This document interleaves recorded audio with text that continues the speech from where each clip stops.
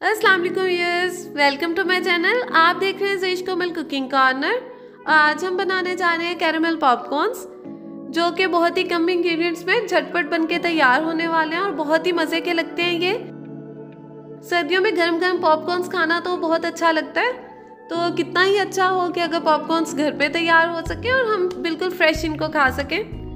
और कुछ लोग जिनको मीठा बहुत पसंद होता है और पॉपकॉर्न्स भी बहुत पसंद होते हैं, तो उनके लिए ये बिल्कुल परफेक्ट रेसिपी है, मीठे भी और पॉपकॉर्न्स भी।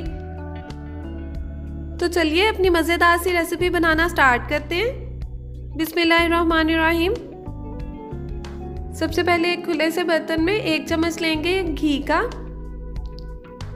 इसको हल्की आंच पे मेल्ट होने देंगे और 1/4 चम्मच यहाँ पे जाएगा नमक का।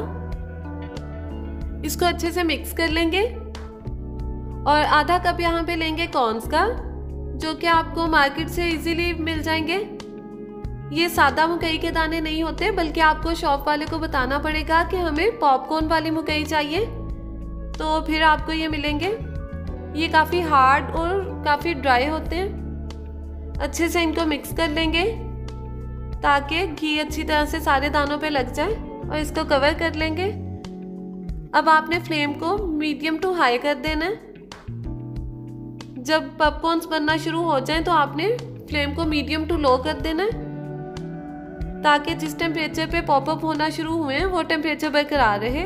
अगर टेम्परेचर इससे ज़्यादा होगा तो ये जल जाएंगे, और अगर इससे कम होगा तो अच्छे से फूलेंगे नहीं। तो जिस पॉइंट पे पॉपकॉर्न्स बनना शुरू हुए हैं आपने कोशिश करनी है कि वही टेम्परेचर मेंटेन रहे।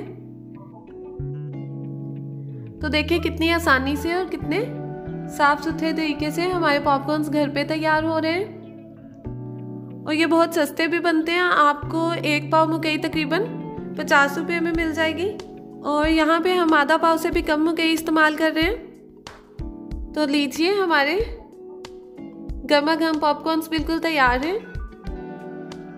क्योंकि हमने इनमें हल्का सा नमक शामिल किया था, तो ये बहुत मज़े के लगते हैं इसे खाने में।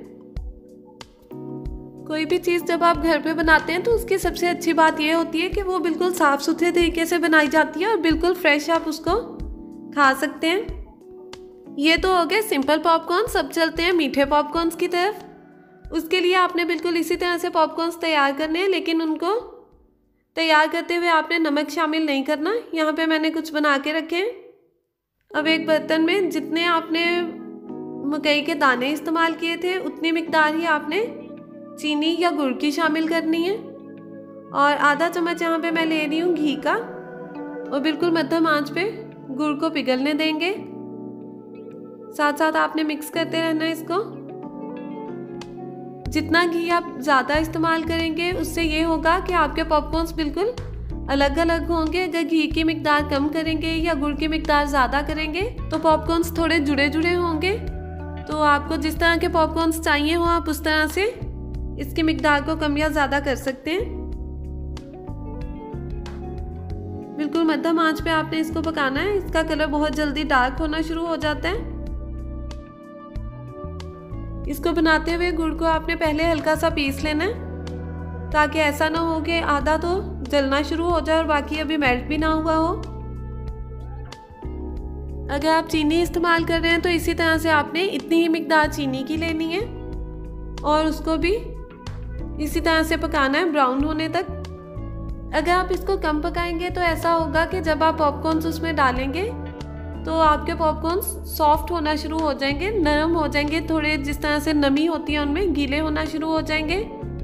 तो आपने इसको अच्छे से पकाना है ताकि आपके पॉपकॉर्न्स जो हैं वो क्रंची से हो जाए, उनके ऊपर अच्छी सी इसकी तह बने।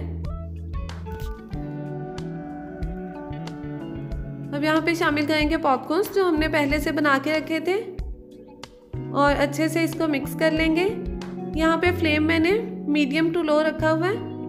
अगर आप फ्लेम ऑफ करेंगे तो कैरेमल जो भी आपने बनाया होगा चीनी का या गुड़ का, वो फ़ौरन जमना शुरू हो जाएगा, क्योंकि ठंडा होने पे ये सख्त होना शुरू हो जाता है। तो हमने